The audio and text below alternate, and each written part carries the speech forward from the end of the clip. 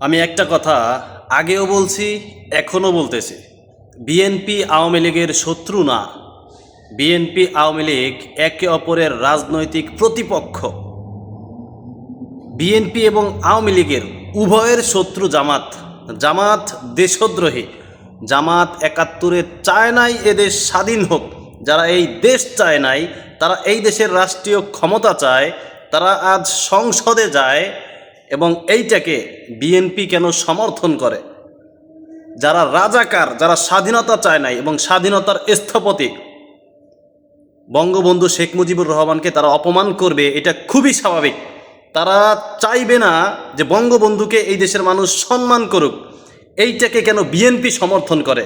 BNP আজকে রাষ্ট্রীয় ক্ষমতায়, আজকে বঙ্গবন্ধুর জন্মদিনে বঙ্গবন্ধুকে যে অপমান করা হচ্ছে, এইটার প্রতিবাদ কেন বিএনপি করতেছে না?